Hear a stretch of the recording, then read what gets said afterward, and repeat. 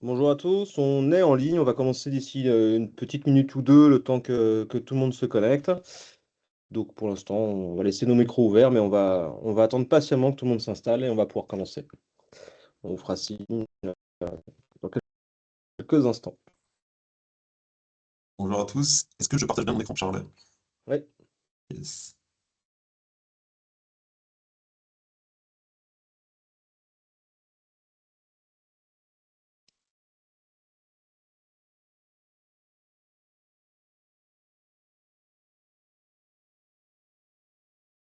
Tac.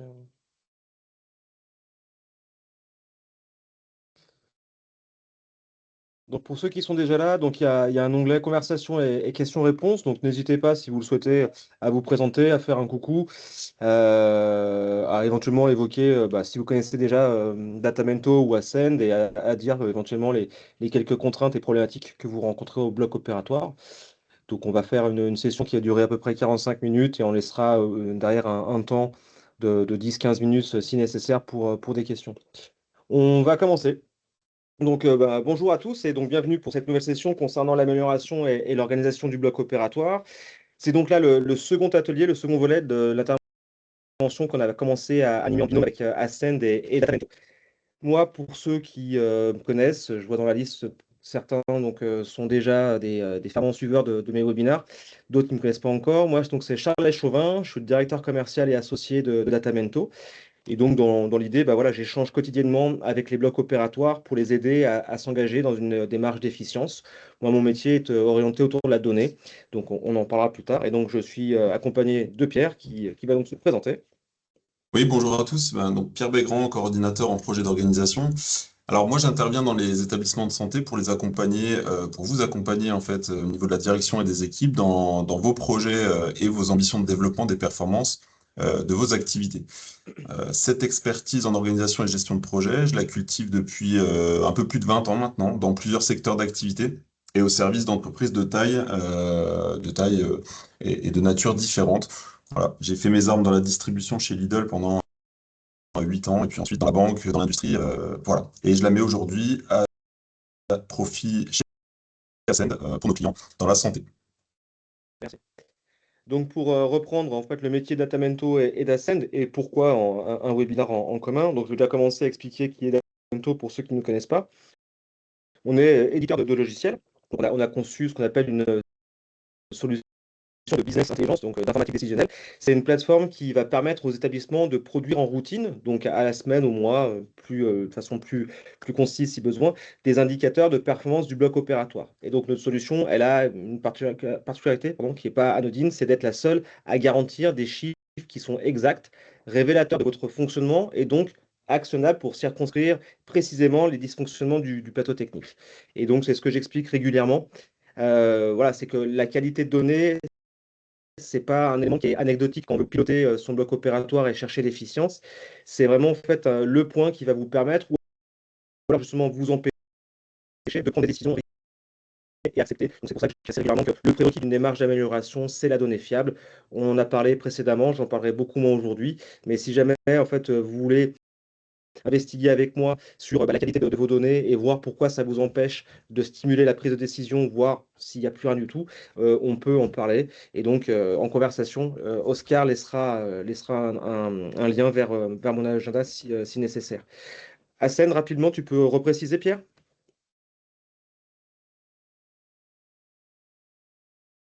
Tu veux que je reprécise en fait notre Oui, cœur de le métier? métier global d'Hassen. En 2 mots, Ascend, notre cœur de métier, c'est la radioprotection, mais depuis quelques années, on s'engage de manière un peu plus transverse pour nos clients sur d'autres activités, et entre autres le développement de la performance, voilà, dont je vais vous parler aujourd'hui. Ok. Donc, justement, on s'est réunis pour faire un webinaire à deux entités parce qu'on a des métiers qui sont particulièrement en fait en adéquation sur une démarche globale d'amélioration. Datamento est éditeur, Ascend va pouvoir accompagner et stimuler la prise de décision. Donc si on se base sur des données propres et fiables, derrière, ça va être beaucoup plus facile pour Ascend de pouvoir piloter cette démarche d'amélioration. On a vu précédemment qu'on avait donc fait un webinar, on avait regardé les principes essentiels pour piloter son bloc. Aujourd'hui, on va regarder comment est-ce qu'on va pouvoir en fait appliquer tous ces concepts de manière pérenne pour en fait faire ça au long cours sur une démarche d'amélioration. Et donc, on va commencer en reparlant un petit peu de la gouvernance ensemble. Et on va décortiquer avec vous les process nécessaires à l'amélioration de l'organisation. Passons à la slide gouvernance. Donc, on va juste faire un rappel en une phrase de la gouvernance. C'est la manière dont on décide, qui décide et comment on agit collectivement. Et donc, quand on parle de performance au bloc opératoire, on pense finalement assez vite aux chiffres, aux tableaux de bord, aux indicateurs. Mais en réalité, la performance, elle ne commence pas uniquement par les chiffres. La donnée, elle est certes le premier prérequis, comme j'ai expliqué, à la transformation de l'organisation, mais la performance, elle va commencer bien avant finalement. Elle commence par une direction qui va être claire, par une vision qui est partagée et par une organisation qui est capable d'aligner les équipes, mais donc également par des données qui vont raconter quelque chose d'utile. Donc, autrement dit, la vraie question, c'est pas seulement quels indicateurs devons-nous suivre, la vraie question, c'est comment est-ce qu'on peut installer une culture durable de la performance au bloc opératoire. Et donc, c'est exactement ce qu'on va regarder ensemble aujourd'hui. Donc le premier point, et sans doute donc le plus important comme on l'évoquait, la performance, ça va commencer par une direction. Avant de parler gouvernance, réunion, rituel ou tableau de bord, il faut savoir où est-ce qu'on veut aller, quelle ambition va porter le bloc opératoire, qu'est-ce qu'on veut devenir, un établissement de référence par exemple, on a besoin d'éponger des files actives de patients, enfin, voilà, trouver la direction qui fait consensus auprès de l'ensemble des acteurs du bloc opératoire. Et donc tout ça, on va chercher à savoir pourquoi est-ce qu'on se met en mouvement finalement. C'est ce qui va permettre de fédérer les équipes autour d'un projet commun d'amélioration, ou en tout cas une vision commune. Et donc cette vision, il faut qu'elle soit forcément portée au bon niveau par la direction, la chefferie de pôle, les responsables de bloc. Mais elle doit aussi être connectée vraiment avec la réalité du terrain. On doit partir des réalités vécues par les équipes, on doit mettre en évidence les tensions du quotidien et voir les marges de progression. Donc une vision utile, c'est pas juste un slogan, c'est une boussole, c'est ce qui permet d'aligner les décisions et de transformer la performance en projet collectif. Et donc, une fois qu'on a ce cap, il faut comprendre comment est-ce qu'on va pouvoir le traduire dans l'action. Et pour ça, on va classiquement distinguer trois niveaux de décision. Il y a le niveau stratégique, c'est celui qui donne donc la direction, il pose l'ambition et les grandes priorités. Il y a le niveau tactique, lui, ça fait plutôt le lien entre cette ambition et la réalité du terrain. C'est l'étape un peu d'ajustement de l'organisation et de l'arbitrage. Et enfin, donc, il y a le niveau opérationnel, celui du quotidien, celui que l'ensemble des cadres doit connaître ici. Et donc, c'est là qu'on agit concrètement. Et ce qui est clé, c'est pas de confondre ces différents niveaux. Si tout remonte en haut, au niveau stratégique, et ben, en fait, on va ralentir. Et si tout se décide en bas, au niveau opérationnel, on va perdre le cap. Et donc, la performance, elle se construit justement dans l'articulation de ces trois étapes. Pour que ce fonctionnement tienne dans le temps, il va falloir clarifier les rôles. Et donc là, on commence à parler de gouvernance, de rôle, de tâches, de gestionnaire de tâches. Donc c'est théoriquement simple à dire, même simple à faire, mais finalement, moi, je me rends compte que dans beaucoup de blocs, on voit encore des organisations où il y a uniquement que quelques personnes qui portent presque tout. Quand je dis presque tout, c'est l'analyse, les arbitrages, les tensions, les décisions. Et le problème, c'est que ce modèle, il s'épuise forcément parce que les acteurs, ils n'en peuvent plus, ils n'ont pas forcément les épaules pour ça, ni les légitimités, ni les compétences. Et on prive également de l'intelligence collective. On pourrait avoir finalement beaucoup plus d'informations si on étendait à un périmètre plus large de participants à cette gouvernance. Donc, une gouvernance solide, c'est l'inverse de deux ou trois sachants. C'est un cadre dans lequel chacun connaît sa place, son périmètre, sa responsabilité et sa marge de manœuvre. Et surtout, à chaque sujet, on doit pouvoir répondre à trois questions qui sont concrètes. Qui pilote, quoi faire, pour quand. Donc, vous verrez que Pierre distinguera ça de manière encore plus précise par la suite. Et donc, quand on arrive à cela, la gouvernance, ça cesse d'être un principe abstrait, ça devient un mécanisme d'action. Et donc, on va pouvoir décider avec méthode. Et donc, décider avec méthode, c'est pas juste décider plus souvent, c'est décider mieux finalement. Pour ça, il faut sortir de trois pièges qu'on rencontre très fréquemment, l'intuition seule, ce qu'on a appelé pendant des années le doigt mouillé, l'habitude et la réaction à chaud.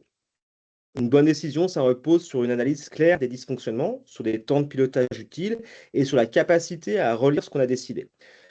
Donc, dans l'idée, c'est plutôt, est-ce qu'on a bien compris le problème? Est-ce que la décision prise a produit l'effet qui était attendu? Est-ce qu'il faut corriger ou pas? Et donc, c'est cette boucle-là qui va faire progresser votre organisation. Structurer la décision, c'est donc pas juste rajouter des réunions qui servent plus à grand-chose et qui font perdre du temps. C'est justement de professionnaliser la manière dont on observe, dont on attribue et dont on suit les effets de ce qu'on a mis en place.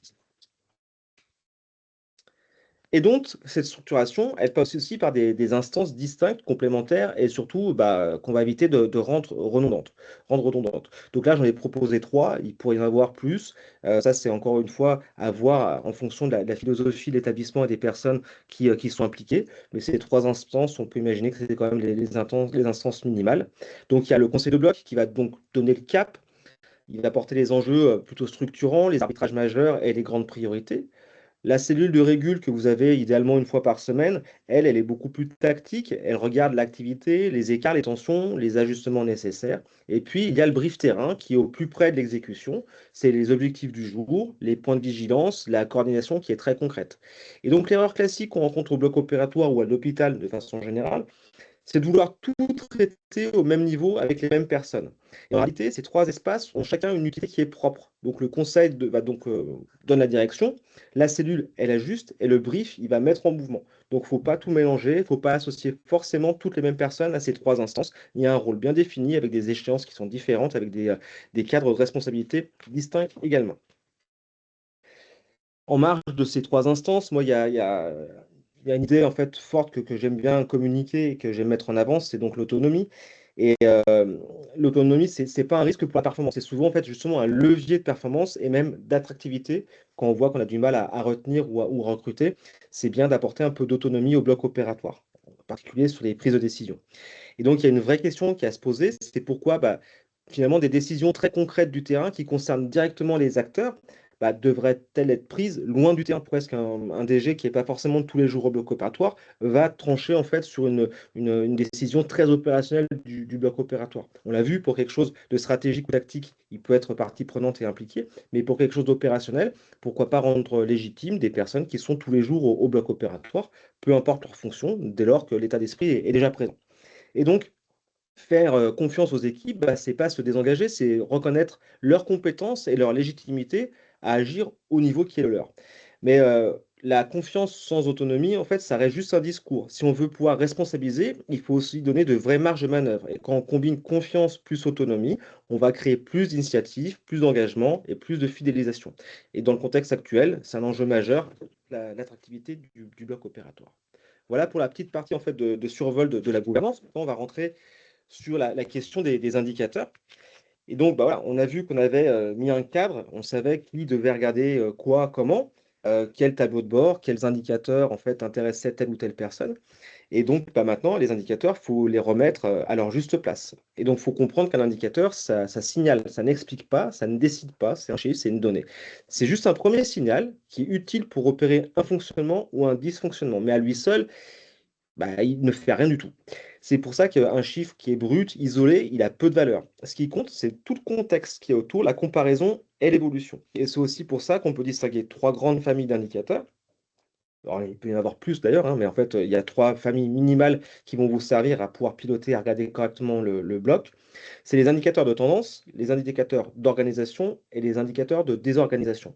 Et l'idée, c'est pas d'empiler des KPI, l'idée, c'est d'avoir des repères qui aident réellement à comprendre et à agir. Et donc, j'évoquais la première famille, ce sont donc les indicateurs de tendance. C'est les plus simples, c'est un volume d'intervention, des durées, une part d'ambulatoire, un niveau d'activité. Généralement, en fait, c'est des heures ou des nombres d'interventions. Il ne raconte pas toute l'histoire, mais il donne une lecture qui est assez macro. Il permet de voir rapidement si l'activité elle évolue dans le bon sens et si les grands objectifs sont tenus. En revanche, donc on a quand même une règle qui est absolue, c'est ne jamais lire tout seul ce type d'indicateur. Un chiffre n'a de sens que s'il est mis en perspective par rapport à la semaine, par rapport en fait au mois précédent, par rapport à l'année précédente, à une cible, à une spécialité, peu importe. Et donc ces indicateurs, c'est une porte d'entrée, c'est pas une conclusion, mais c'est déjà une base qui est indispensable pour garder le contact avec la réalité du bloc opératoire. La deuxième famille, donc on a ensuite les indicateurs que j'appelle moi d'organisation. Enfin, plus génériquement, chez Datamento, on les appelle la boussole de Datamento.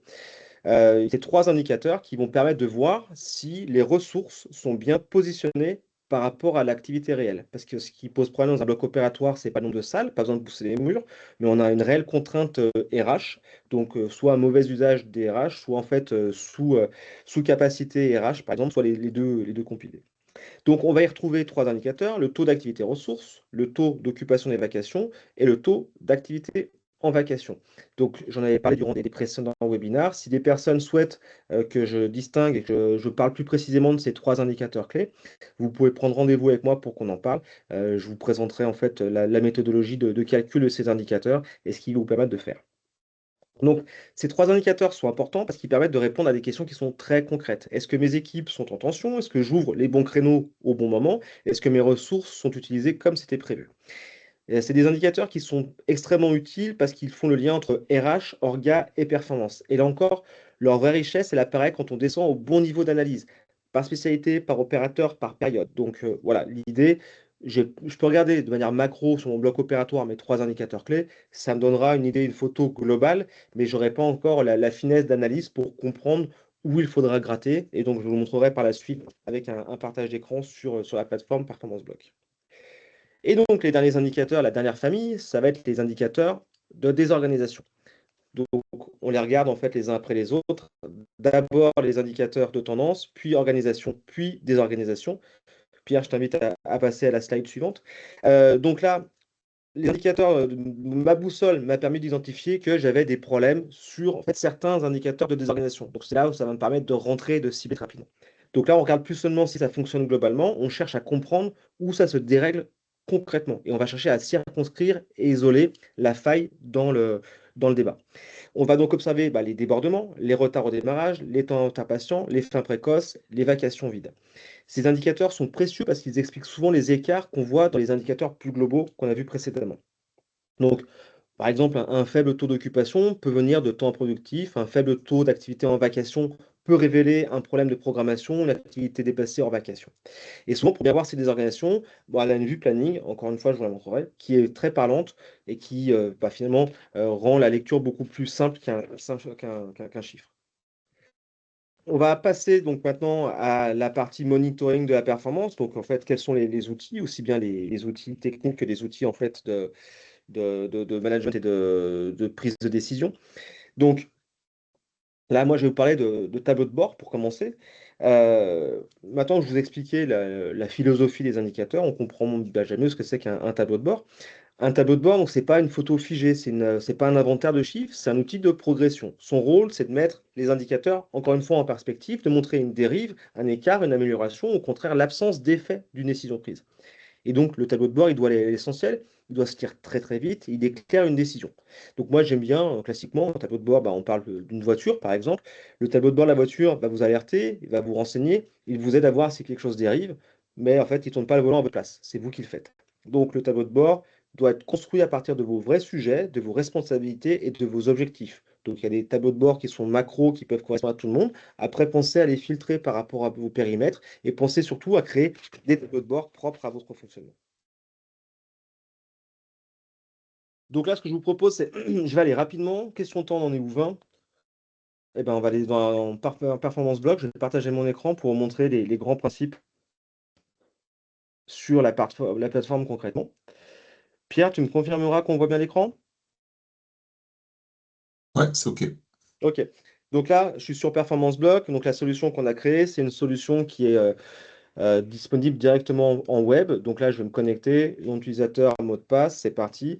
Et je vais arriver sur une première page de tableau de bord. Donc cette page de tableau de bord, là, elle est pour le mois d'octobre à décembre 2025, sur lequel je n'ai pas de données. Donc je vais rapidement aller sur la période sur laquelle j'avais mis des données dans mon outil de démonstration. Donc c'était en 2015. Et donc, le principe, comme je vous le disais, c'est d'avoir des tableaux de bord de tendance, d'organisation et de désorganisation.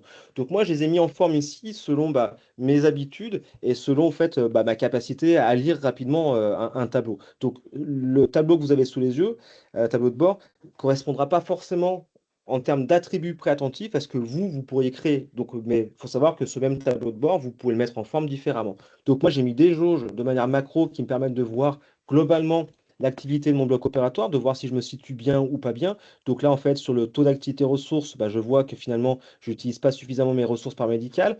Sur le taux d'occupation des vacations, bah, a priori, quand on est à 53%, c'est qu'on a des problèmes de temps improductif assez importants. Et donc là, après, le taux d'activité en vacation, je vois que je suis dans les clous, donc a priori, j'ai pas trop de débordement. Donc moi, très rapidement, en voyant ces trois jauges, je sais que je vais pouvoir gratter sur les indicateurs de désorganisation, donc qui vont être les temps improductifs, non pas les débordements. Donc je vais me concentrer sur démarrage tardif, temps interpatient et fin précoce.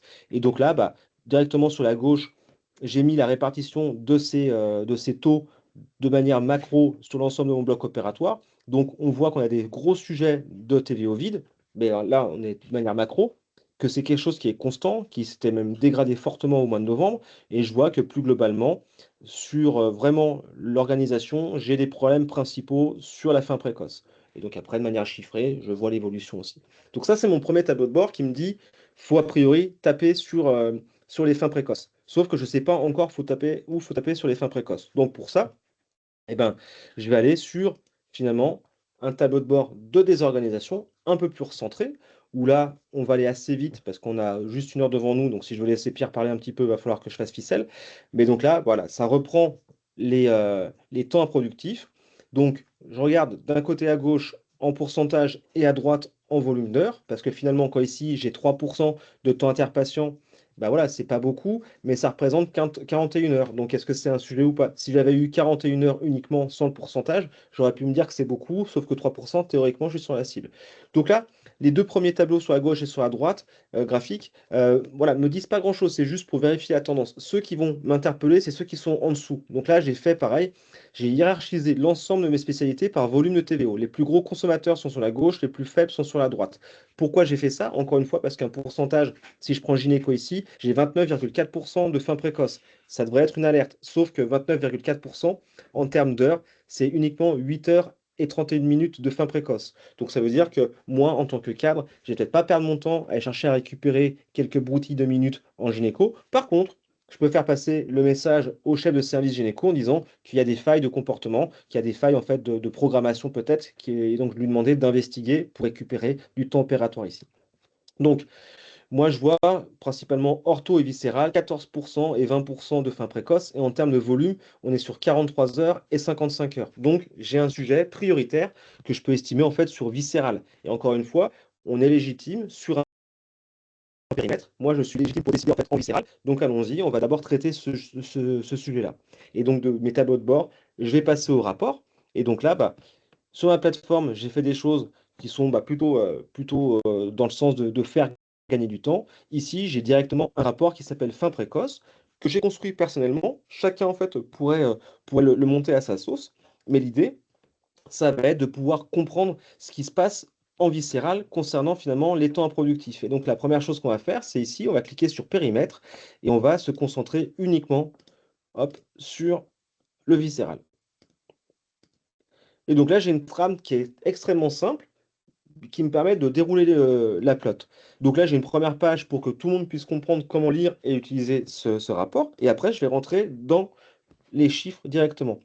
Donc je commence à regarder de manière macro. OK, les fins précoces sur les 3 derniers mois, c'est 154 heures et 18%. J'ai l'évolution octobre, novembre et décembre de ces chiffres. Donc je vois en fait que je suis sur un dysfonctionnement qui est non pas en fait exceptionnel, mais qui est une tendance. Je vais continuer en fait à approfondir, à rentrer dans le détail du fonctionnement. Je vais regarder par opérateur. Par opérateur, je vois que bah, on n'est pas bon nulle part, mais qu'on a un sujet plus particulier avec le docteur Duval qui est à 30,9% de fin précoce, soit 80 heures. Très bien, on continue à investiguer. Et donc là, bah, je vais regarder par jour de la semaine. Est-ce qu'il y a un jour qui ressort plus que les autres? Oui, j'en ai un qui ressort, c'est le lundi, mais les autres jours ne sont pas non plus terribles. Mais encore une fois, je vais me concentrer sur ce qui va me rapporter des RH, qui va me rapporter de l'usage d'équipes paramédicales. Donc le lundi, j'ai un sujet. Donc on a noté Duval, on a noté lundi. Et donc on va finir forcément par opérateur plus le jour de la semaine. Et donc là, bingo, sans trop de surprise, on tombe sur un taux de fin précoce très important le lundi de 49,3% avec le docteur Duval. Mais là encore, j'ai pas réussi à circonscrire vraiment le problème. Je ne sais pas en fait si c'est tous les lundis, un lundi sur quatre, un lundi sur deux. Qu'est-ce qui se passe concrètement? Est-ce que parfois je suis à 65, parfois à 35? J'ai besoin de comprendre ce qui se passe pour pouvoir être capable de prendre une décision, ou en tout cas de comprendre, d'analyser les causes racines. Donc pour ça, j'ai un super indicateur qui s'appelle prévu versus réalisé. C'est l'indicateur préféré de mes clients et accessoirement le mien aussi. Donc je vais retourner sur la période de 2015. Ça va me prendre 2 petites secondes. Hop. Et donc je vais aller regarder les lundis. Donc là, je vais remettre le filtre sur ce qui m'intéressait. Viscéral. Hop. Et donc on va regarder les lundis. Donc, je vois effectivement tout mon bloc opératoire, sauf qu'en fait, ça va être en estompé pour l'ensemble des autres vacations. Les seuls qui ressortent vraiment, c'est viscéral. Et donc, sur le premier lundi, le 28, bah, Duval, il commence à l'heure, il enchaîne correctement, il finit à 14h44. Le lundi d'avant, il finit à 12h46. Le 7, il fait quoi? Il a une seule intervention. Puis je pourrais remonter comme ça, en fait, sur le mois de novembre, si je le souhaite encore, hein, sur les 3 derniers mois, pour voir ce qui se passe. À nouveau, 14h44.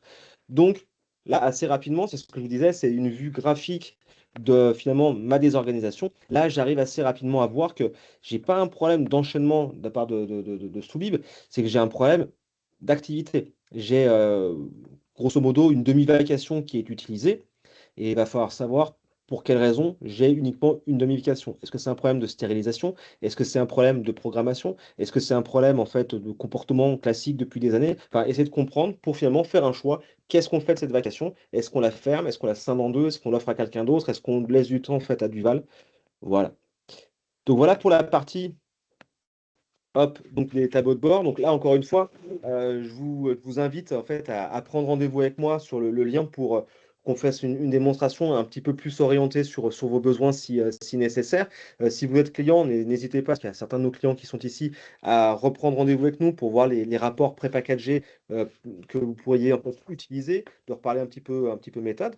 Mais donc là, maintenant qu'on a objectivé avec des chiffres, maintenant, bah, on cherche donc à identifier où est le problème, enfin, qu'est-ce qui se passe complètement. Et donc, bah, c'est là que peut intervenir quelqu'un comme Pierre. Donc, Pierre, à toi. Merci Charlet, je prends la suite. Merci pour ces fondamentaux et cette démo. Effectivement, les chiffres, c'est la base, hein, vous l'avez compris. J'insiste pas, Charlet a bien fait le job, mais c'est pas suffisant en fait pour agir. Et ça, vous êtes souvent au pied du mur avec ça. Vous avez beaucoup d'indicateurs, de tableaux de bord, pas forcément aussi performants que ceux qu'on vient de vous montrer, mais c'est pas ce qui vous permet de traiter vos sujets. Et donc, c'est important d'aller plus loin, de savoir ce qui se cache derrière les chiffres. C'est souvent là que le bas blesse un petit peu. Les infos qualitatives en complément de l'analyse quantitative, donc des data, des chiffres, des indicateurs, c'est ce qui vous manque souvent pour compléter, conforter, recouper, et en un mot, en une phrase, plutôt éclairer une analyse de chiffres. Et c'est aussi ce qui va vous permettre en tant que manager, par exemple, d'agir et de décider, de manager surtout de manière pertinente. Donc c'est la combinaison des deux qu'il vous faut impérativement pour débroussailler tout ça et puis avancer. Donc pour les obtenir, ces chiffres, ces infos qualitatives, je vais vous proposer en fait deux démarches complémentaires. La première, c'est l'analyse de terrain et la seconde, l'analyse des causes racines.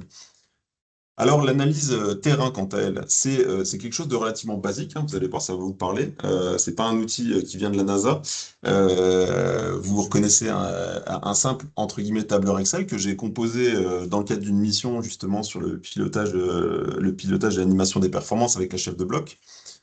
C'est un monitoring manuel hein, qui trace au quotidien les perturbations du déroulement du programme. Donc, c'est quelque chose qui est à la main de la chef de bloc, en général et qui répertorie donc événement par événement indésirable hein, dans le déroulement du programme, le temps, le responsable, la cause, c'est surtout ça qui est important, hein, la colonne I, le détail, le descriptif, le commentaire, bref, expliquer pourquoi est-ce qu'on a par exemple eu un démarrage tardif de 15 minutes, c'est important que ce soit tracé, qu'on sache en fait quelle en est la cause réelle. Voilà. Et ça, c'est ce qui vous manque en général avec uniquement la data chiffrée.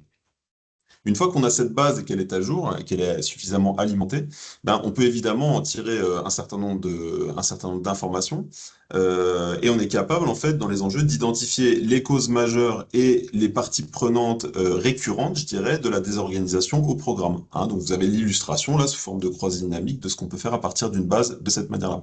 Alors, je fais une petite parenthèse rapide. Hein. Moi, mon job, c'est d'aller travailler avec les équipes sur le terrain. Donc, J'ai évidemment des méthodologies que je propose, comme celle-ci, mais c'est important en fait de créer avec les équipes. Donc ce que vous voyez là, on l'a fait dans le cadre d'un chantier, on l'a créé de toutes pièces, et c'est une approche que j'affectionne particulièrement parce qu'elle permet aux gens de s'approprier en fait, avec des outils simples, une méthodologie.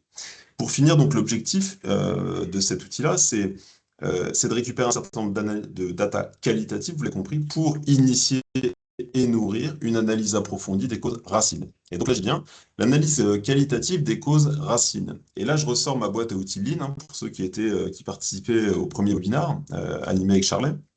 Cette boîte à outils Lean, elle dispose d'un certain nombre comment dire, de pratiques, de méthodologies qui vont remonter, qui vont nous permettre de remonter aux causes racines à partir d'événements. Le premier que je vous propose, en fait, c'est le diagramme d'Ishikawa, ou dit en arête de poisson, assez classique hein, pour ce type de réflexion, d'analyse. Ça permet en général en collaboratif, hein, en réunissant plusieurs personnes autour de la table, des opérationnels, des cadres, etc., de réfléchir autour des 5 méthodes, matière, milieu, matériel, main-d'œuvre, aux causes d'un effet, comme par exemple d'un effet en fait relativement transverse en général. Je prends l'exemple par exemple du dysfonctionnement du programme opératoire, d'une performance insuffisante au niveau de votre TROV, d'accord? Et ça va permettre en fait de manière exhaustive de parcourir ou de sortir en fait l'ensemble des causes qui génèrent ce niveau insuffisant de performance. Donc voilà, vous avez l'illustration là en post-it, hein, ça se fait bien de cette manière-là, peu importe l'approche. En tout cas, c'est quelque chose qui est assez riche, qui fait ressortir beaucoup d'idées, de pistes en fait à dégrossir par la suite. Le deuxième outil, alors je le fais en cascade, hein, c'est en entonnoir. En général, une fois qu'on a ces pistes de travail, on peut prendre l'une d'elles, hein, en général une pratique, un processus, et à nouveau utiliser le QQOQCP pour faire le tour de la question, hein, le tour de cette pratique, le tour de ce processus, et la décrire de manière exhaustive dans ce qu'elle est aujourd'hui. Et puis ensuite, évidemment, le but, c'est de la décrire dans ce qu'elle sera demain, dans sa rationalisation, son optimisation. On peut le faire voilà, j'ai pris quelques exemples, des choses plus spécifiques, plus précises, la préparation cutanée, hein, vraiment, dans le cadre du séquençage d'une opération, le bio-nettoyage, par exemple, etc., etc. Enfin, voilà, il peut y en avoir un certain nombre. Donc, on fait le tour de la question. Pourquoi est-ce qu'on fait ça? Comment est-ce qu'on le fait? Qui intervient? Quels sont les acteurs? À quelle fréquence on le réalise? Etc., etc. Et ça amène à se poser un certain nombre de questions qui peuvent être des pistes de rationalisation. Et enfin, le dernier outil que je vous propose, c'est un outil. Alors, on va à la fois en entonnoir et à la fois, je dirais, vers le plus simple. Celui-là, il paraît rudimentaire, mais il est très puissant. C'est quelque chose qui permet de traiter un défaut, un événement ponctuel, une rupture de stock de quelque chose, d'un médicament, d'un consommable, d'un matériel de stérilisation, etc. Bref, une panne d'équipement. Voilà, sur un événement ponctuel, d'accord, de remonter à la cause racine à nouveau. Hein, c'est ce qui nous intéresse. Exemple, j'ai un patient, j'ai un démarrage tardif en fait que je souhaite analyser en profondeur. Je vois sur mon suivi des événements qu'il a été conséquent. Je cherche à savoir pourquoi.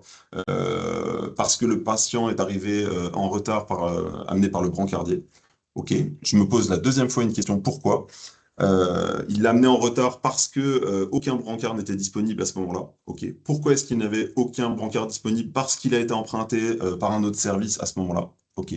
Et pourquoi? Parce que le stock de brancards en fait de l'autre service est insuffisant. Donc, au cinquième pourquoi, on comprend que si on veut éradiquer en fait cette problématique à la racine, on va devoir se pencher en fait sur la gestion des brancards et le stock en fait de brancards de ce fameux service pour ne plus qu'il impacte en dommages collatéraux le bloc opératoire. Voilà un petit peu l'illustration de l'analyse qualitative des causes racines. Je te laisse la main pour la Merci. suite. Et c'est vrai que j'aime beaucoup cette façon de faire en fait sur les 5 pourquoi.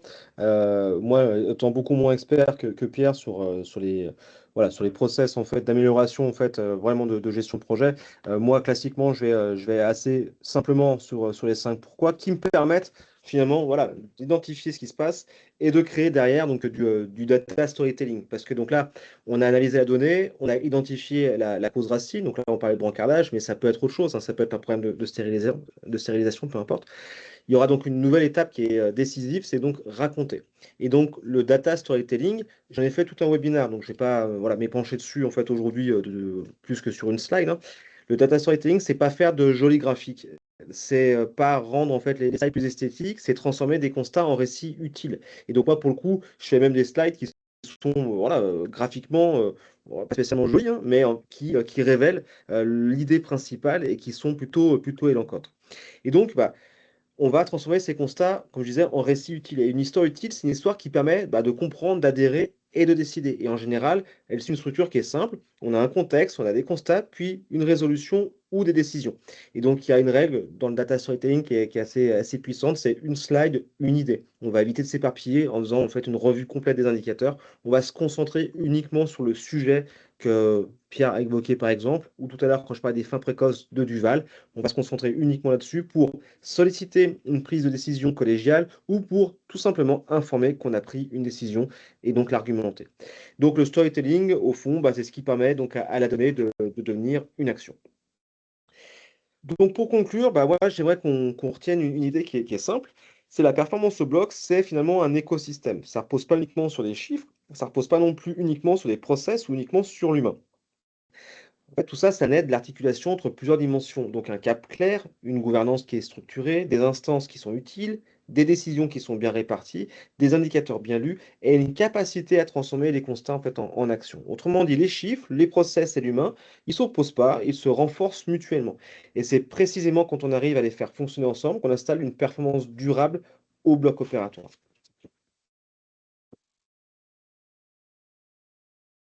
Bien. Merci à nouveau. Je prends la suite en fait pour mener un petit peu le même exercice qu'on a fait à l'occasion du premier webinaire, c'est-à-dire au travers de l'installation et de l'animation de la performance, vous montrer un petit peu de quelle manière on peut le mettre en œuvre dans le cadre d'une mission d'accompagnement et sur le terrain, en pratique. Je vais vous parler en fait d'une mission d'organisation qu'on a menée en fait dans un hôpital. Voilà, pour un gros projet de réorganisation du bloc opératoire, segmenté en 6 chantiers. Et le premier de ces chantiers, en l'occurrence, portait sur le pilotage et l'animation opérationnelle. Donc, tombe à point en fait pour notre webinaire du jour. C'est un chantier en fait qu'on a mené en 8 jours d'intervention. Alors, je parle de jours d'intervention sur site, de jours consultants. Il y a eu du travail qui a été mené entre les journées d'intervention, évidemment. Et c'est un chantier dans lequel auquel j'avais associé notamment la directrice des soins, la chef de bloc, la coordinatrice du secrétariat médical, pardon, les chirurgiens référents de spécialité et aussi une petite spécificité qui nous a été bien utile avant qu'on soit amené à travailler avec Datamento, c'est le chef de projet SI du groupe pour lequel on travaillait. Alors ce chantier, il avait différents objectifs et livrables associés. Sans rentrer dans le détail de cette feuille de cadrage, en fait, hein, un des éléments du cadrage dont j'ai parlé également la dernière fois, on avait, euh, on avait en fait 3 sujets à traiter dans le cadre de chantier. Le premier, c'était la grosse partie besogneuse, j'allais dire, c'était la fiabilisation et l'accessibilité des datas. C'est-à-dire travailler, avant même de parler de tableau de bord d'indicateurs, etc., c'était de parler de normativité, de standardisation des indicateurs, pour qu'on parle tous la même langue. Rendre les indicateurs comparables également, hein. On est sur aussi comment dire, un groupe multi-établissement, donc c'était important qu'on parle tous la même langue, qu'on puisse se benchmarker sur les mêmes bases, hein. Vous connaissez peut-être en fait ces sujets-là. Qu'on ait des indicateurs fiables, donc travailler la fiabilité, l'accessibilité, hein, à quelle fréquence on a ces indicateurs, la granularité, est-ce qu'on l'a à la bonne maille, est-ce qu'on a des choses suffisamment fines pour être exploitables, et l'objectivation. C'est important aussi de ne pas uniquement l'avoir l'indicateur, mais évidemment la cible. Le deuxième gros sujet, une fois qu'on avait fait ça, c'était le nerf de la guerre, structurer le dispositif et le pilotage d'animation.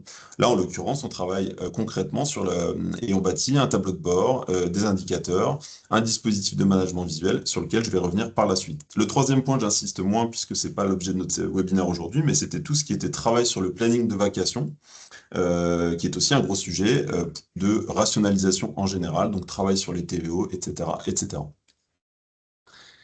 Alors, la conception du tableau de bord, une fois qu'on a fiabilisé les datas, qu'on a sélectionné les indicateurs clés, qu'on a défini les objectifs, c'est l'étape à laquelle on peut passer.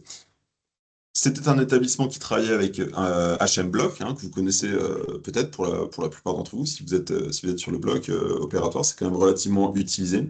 On allait donc puiser des datas dans HM directement pour les restituer dans Power BI, hein, qui est un logiciel connu aussi, je pense, de la plupart d'entre vous, qui permet de restituer des datas sous forme visuelle. Je rentre un petit peu dans le détail de ce tableau de bord. Le premier volet, le premier rapport en fait qu'on a bâti, c'est un rapport d'activité. Donc ça, c'est tout ce qu'on savait pas, qu'on a dû se débrouiller entre guillemets pour faire avant qu'on bâtisse ce partenariat avec Datamento, hein. Ce premier rapport, concrètement, il permet de se faire une idée de l'activité sur la semaine écoulée. Vous avez vu, j'ai mis une petite ampoule en fait sur le sujet hebdomadaire et je parlais de granularité en fait dans la slide d'avant. Pourquoi hebdomadaire c'est important? Parce que jusqu'à maintenant en fait, et dans cette mission, dans cet établissement, la chef de bloc, il y a des informations exploitables au mois. Comment vous faites en fait pour piloter une activité ou une équipe quand vous avez des indicateurs au mois? Vous arrivez toujours après la guerre et vous n'arrivez pas en fait à créer d'émulation dans vos équipes opérationnelles, d'accord? Donc déjà, le premier travail, c'était de dire, nous, on a besoin de mettre en forme ces datas de manière hebdomadaire. Donc premier volet, l'activité, taux d'ouverture, taux d'occupation de vacations, urgence, voilà, trois, quatre indicateurs clés qui permettent de suivre l'activité sur la semaine écoulée. J'insiste pas là-dessus, Charlet bien, euh, l'a bien fait en fait en première partie. Le deuxième volet, le deuxième rapport de ce tableau de bord, il concerne l'organisation. Donc les indicateurs classiques, démarrage tardif, fin précoce, débordement, notamment temps inter-intervention, chiffré par jour de manière synthétique, avec tous les filtres qui vont bien pour filtrer ça par spécialité, par salle, par chir, etc. Enfin voilà, on arrive dans le niveau de détail dans lequel on souhaite aller. Et donc ça, c'est quelque chose de relativement intéressant et synthétique. Et le troisième rapport, c'est un rapport en fait concernant le déroulement du programme opératoire, quelque chose de beaucoup plus opérationnel, extrait directement de HMBlock, qui permet visuellement de voir le programme de la semaine écoulée et donc comment dire, de percevoir en fait tout ce qui a pu perturber le programme sur des trous qui paraissent un peu longs, sur des interventions qui ont débordé, etc., etc., et de commencer à amorcer des questionnements. Donc moi là Tout ce j'adore tableau de tout bord-là, ce que présente en comme... fait Pierre, parce que effectivement là il a fait tout Vas-y. un travail de consultant sur lequel il a fait la petite main à retoucher des données, parce que donc nous on travaille pas mal avec des établissements qui ont HM et on se rend compte de la complexité qu'ils ont à avoir des données qui sont propres derrière. Donc là ce que Pierre a pu faire, c'était sur une période réduite, donc il a été capable de faire des données de consultant sur une solution de BI, donc avec des données qui étaient justes, parce qu'il a dû passer un temps considérable en fait à retraiter l'information.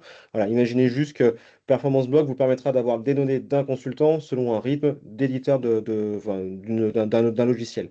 Donc voilà, donc il a réussi sur les mises en forme, etc. Donc voilà, il a fait tout un travail de présentation de l'information. Voilà, il s'est attaqué à quelque chose qui était assez important. Imaginez que voilà, ça sera faisable en 3 clics avec Performance Block, en pouvant rentrer dans le détail du fonctionnement. Mais en tout cas, la méthode est bien identique à celle qu'on veut mettre en place côté Ascend et côté Datamento. Très bien. Voilà, donc une fois qu'on avait réalisé ce tableau de bord, on a mis un bel outil entre les mains de la chef de bloc et il restait à savoir ce qu'on allait en faire. Parce que vous avez beau avoir des indicateurs pertinents, des beaux graphiques, très visuels, etc., et de la data fiable, ce qui est important, c'est de savoir ce que vous en faites au final, et en fin de compte. Donc, une autre partie de ce chantier, ça a été de structurer tout le dispositif de pilotage autour de ces indicateurs et de ces outils. À nouveau, utilisation de l'outil que vous allez finir par connaître, hein, le QQCP. On a segmenté en fait le dispositif d'animation en quatre temps de pilotage, je dirais. Le premier qui est l'entretien de performance opérationnelle individuel bloc. Alors, je ne vais pas m'attarder sur le jargon, il était spécifique et c'est quelque chose qui convenait à l'établissement. En tout cas, c'est un entretien one-one avec une personne pour faire le point sur ses performances. Le brief performance opérationnelle dont a parlé, qu'a introduit Charlet tout à l'heure, qui est un brief terrain dont je vais vous reparler juste après. Le point performance orga, qui est une séquence animée pendant la cellule de régulation. Et enfin, le bilan de performance activité bloc qu'on a mis en place à l'occasion notamment d'un conseil de bloc sur quelque chose d'un peu plus espacé et plus orienté rentabilité notamment de l'établissement. Donc on fait le tour de la question et on a structuré, on s'est posé les questions, pourquoi, quoi, quand, à quelle fréquence, qui on faisait participer, etc., pour remettre tout ça à plat. Je vais faire le focus du coup sur deux de ces temps d'animation. Le premier, c'est le briefing opérationnel. Alors ce briefing opérationnel, moi je vais vous faire là quelques recommandations hein, par rapport à mon expérience, à mes pratiques, à ce qui a fonctionné aussi dans ce qu'on a pu mettre en place dans cet établissement. Déjà, son objectif, c'est de sensibiliser à la performance collective et de mobiliser les équipes terrain autour des objectifs. Une IBOD, un IAD, etc. Il faut lui parler très concrètement de ce qui s'est passé dans un passé récent et sur des indicateurs sur lesquels il est à prise. Voilà. Schématiquement, c'est un petit peu ça l'objectif. Et puis, accessoirement, pas le mobiliser 30 minutes parce que c'est des gens, ils sont toujours très occupés. Et ils n'aiment pas bien rester statiques longtemps. Donc, l'objectif, c'est d'étudier les performances sur un historique récent au moyen des deux rapports que je vous ai montrés tout à l'heure, notamment l'activité, pardon, l'organisation et l'opérationnel. Le format, c'est 5 minutes. Voilà. C'est très court, mais en même temps, on doit s'astreindre, entre guillemets, à un format court pour aller à l'essentiel. On l'avait planifié 2 fois par semaine pour arriver à toucher l'ensemble des collaborateurs en fonction des rotations du planning. Donc, en début de semaine et milieu de semaine. Animé par le chef de bloc, évidemment. La cible, les équipes opérationnelles, essentiellement IBOD, IAD. Si des chirurgiens souhaitaient s'y joindre, ils étaient les bienvenus. Ou en général au bloc, enfin c'est même pas en général, c'est au bloc, on a choisi un endroit de passage, un endroit qui permet à tout le monde de le faire facilement, sans être obligé de se déshabiller, sans être obligé de faire 3 km, voilà, sans perdre de temps, quoi, concrètement, sur le lieu où ça se passe. Donc on a mobilisé, en fait, vous le voyez à l'image là, un écran qui est celui où on affiche le programme opératoire. On a vu avec le SI pour pouvoir afficher ça, qu'elle garde un peu la main dessus et qu'elle puisse partager ça à l'écran pour avoir quelque chose de dynamique et, d'un peu sexy. Euh, donc la proposition d'ordre du jour par rapport à ça, c'était présentation pardon, des performances de la semaine passée, revue et débriefing court des événements indésirables à partir du suivi qu'on a vu tout à l'heure, du monitoring en fait terrain, et enfin troisième étape, briefing et rappel des objectifs parce que c'est quand même important de se remettre en tête des objectifs pour se préparer à la nouvelle semaine qui arrive. Le management visuel est un des outils en fait de l'amélioration continue qu'on met à profit dans cet exercice. Hein, à la fois le côté visuel des indicateurs, des tableaux, etc. Et puis le fait aussi de le rendre participatif. Hein, vous le voyez à droite, on a affiché les indicateurs, on affichait les indicateurs chaque semaine et chacun pouvait en fait commenter ou utiliser le tableau pour incrémenter en fait des réflexions à partir de ce qui était vu. Alors au début c'est un peu timide et puis ensuite ça se met en place, ça réagit et ça crée une forme d'émulation qui est aussi sympathique. Le deuxième temps d'animation sur lequel je me penche et que je vous partage, c'est le point performance orga, peu importe encore une fois comment on le nomme. En tout cas, c'est une séquence que l'on va dérouler pendant la cellule de régulation. Alors, ce point performance, il permet de partager les dysfonctionnements et d'identifier collectivement les solutions. Là, on va avoir besoin d'un peu plus de temps. En général, moi, je préconise un format de 10 minutes, hein, pour pas vous manger non plus toute la cellule de régulation qui n'est pas faite que pour ça. Animé également par un chef de bloc. Et là, on va se pencher et on va rapprocher différents rapports. Hein. L'objet, c'est justement de rapprocher cet outil de monitoring comment dire, des défauts en fait, du programme opératoire, tout ce qui a pu déréguler le programme opératoire, et de le mettre en lien avec le suivi en fait, des interventions pour amener des discussions, faire réagir, etc. Et je peux vous garantir que ça marche bien hein, quand on a les chirurgiens référents de spécialité autour de la table. Quand on les pique un petit peu en allant juste questionner certains écarts, certains trous, je peux vous dire en fait que assez rapidement, il y a de l'ambiance. Voilà, donc le but, c'est pas que ça tourne au pugilat, mais en tout cas, une réunion, c'est aussi fait pour faire avancer les choses et pour se dire les choses.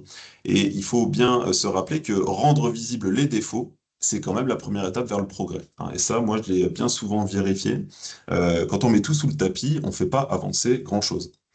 Donc, pour revenir un petit peu au QQ au QCP, on l'anime en fait avec qui sont les parties prenantes, évidemment, les référents de SP, les MAR, éventuellement la coordinatrice des soins, la directrice des soins, si elle est là. Voilà, en salle, là, cette fois-ci, ça c'est plus en salle de réunion, il faut qu'on puisse projeter, il faut qu'on soit un petit peu au calme, hein, qu'on s'extirpe un peu de l'activité opérationnelle. Et donc, une fois par semaine, évidemment, le président de la cellule de régule. Donc, en ordre du jour, proposition, revue des performances du bloc S-1 avec les rapports d'activité et d'organisation. Deuxième étape, débrief du prog S-1. Donc là, le rapprochement que je vous fais figurer juste au-dessus. Et en 3, le plan d'action. Et je finirai là-dessus, je crois. Le plan d'action, c'est quelque chose que c'est la tarte à la crème un petit peu, hein, on vous le ressort à chaque fois, mais c'est important parce que rien n'avance sans un plan d'action, tout simplement. On peut se dire beaucoup de choses en réunion, ça peut même bouger, hein, on peut se dire les choses, et ça c'est très bien. Mais si à un moment, rien n'est formalisé, rien n'est associé à une échéance, à un responsable, etc., on ne fait rien avancer. Donc, on parlait d'ancrage aussi dans le monitoring de la performance. Et ben l'ancrage, ça passe aussi par la formalisation et l'animation d'un plan d'action.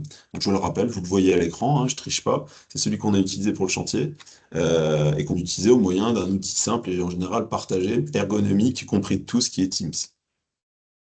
Donc, c'est pour ça, Voilà. avant qu'on arrive sur la conclusion, en fait, Pierre, le thème du précédent webinaire, c'était comment faire une intervention en plus par jour. Donc, moi, j'ai une conviction qui reste ma conviction, mais il n'y a aucun doute qu'il y a la place pour faire une intervention en plus par jour par vacation. Donc, si on est un petit bloc opératoire de 4 salles, en fait, voilà, ça fait à peu près 840 interventions en plus par an. Si on raisonne en termes de chiffre d'affaires médical, on arrive quasiment à voilà, si on est sur une fourchette basse à 750 voire 850 000 euros de chiffre d'affaires en fait généré. Donc quand on veut avoir un regard financier comme un DAF ou comme un directeur, bah voilà, il y a cette notion financière qu'on peut trouver. Pour question RH, bah voilà, on voit qu'on peut utiliser correctement ces ressources paramédicales. Quand on veut absorber une file de patients, on voit que c'est possible. Donc là, tout ce qu'on vous a montré, c'est finalement beaucoup de bon sens et un peu de méthode. Donc voilà, le bon sens, il y a voilà, les 5 pourquoi qui sont des méthodes qui sont faciles, mais derrière, si on veut pouvoir prendre en charge globalement l'amélioration du bloc opératoire, on voit que les process tels que ceux que propose Ascend vont permettre d'atteindre des résultats. Là, ce que vous a présenté Pierre, c'était issu donc du terrain, et donc derrière que bien entendu, il y a eu des résultats et un retour sur investissement. Donc maintenant, bah voilà, Pierre, je te laisse Alors, conclure. ouais, on vient de vous partager un certain nombre de convictions, plusieurs bonnes pratiques tirées du terrain pour installer la culture de la performance. Et nous, ce qu'on aimerait savoir avec, en tout cas, la manière dont on aimerait un petit peu interagir avec vous maintenant, c'est savoir si vous avez si vous estimez que vous avez la capacité, vous, aujourd'hui, de votre côté, dans votre quotidien, à traiter ces sujets seuls. Voilà. Est-ce que quand on vous parle d'élaboration de tableau de bord, d'instauration du management visuel, de fiabilisation des datas, de structuration du dispositif du pilotage, et j'en passe, vous les voyez à l'écran, est-ce que c'est des choses pour lesquelles vous vous sentez autonome, vous savez par quel bout prendre ces sujets, ou pas? C'est une vraie question. Donc n'hésitez pas, c'est un peu dur de se lancer comme ça en live, n'hésitez pas à utiliser le fil de discussion pour réagir à cette question. Et on se fera un plaisir avec Charlet d'échanger un petit peu avec vous sur cette base-là.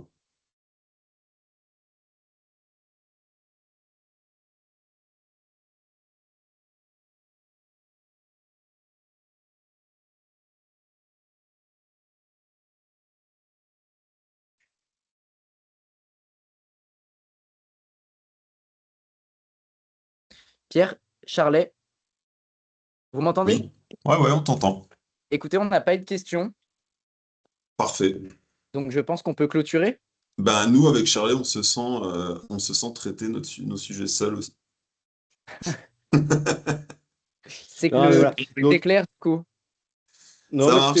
c'était pour bien expliquer en fait qu'il y a des choses qui peuvent se faire seules, mais il y a des choses qui méritent finalement un accompagnement pour initier vraiment le changement au bloc opératoire. L'idée, c'est pas forcément de travailler à vie avec Assel, mais c'est d'avoir les bonnes pratiques, donc d'avoir une première démarche stimulante qui réussisse, qui permette après d'être dupliquée. Ce que m'expliquait Pierre l'autre fois, c'est que finalement, lui, il est un petit peu un catalyseur d'état d'esprit. C'est que on n'est pas plus intelligent que qui que ce soit au bloc opératoire, mais parfois, bah, il manque un peu de fougue, un peu de structure, un petit peu de liant. Et donc, bah, Pierre, avec voilà, d'une part ses qualités humaines, mais aussi par rapport aux méthodes qu'il a utilisées dans différents domaines, il arrive en fait à accoucher de résultats concrets. Et c'est aussi ce qui est stimulant, c'est qu'on arrive à voir que bah, on se bat depuis des années et que finalement on a réussi à changer des choses au bloc opératoire. Donc, si vous souhaitez prendre rendez-vous avec moi, vous avez donc dans l'onglet conversation le lien. Vous avez aussi un QR code pour revoir le webinaire précédent. Je ne sais pas s'il apparaîtra par la suite encore ou pas, Oscar. Et sinon, de toute façon, vous recevrez a priori un mail de conclusion de ce webinaire. Et si vous souhaitez en fait avoir le replay, vous pouvez nous le demander. Merci Bonne journée, beaucoup, Sylvie. Charlet. Merci Parfait. beaucoup, Pierre. Merci beaucoup. Merci à tous pour votre participation Au et bonne revoir. journée.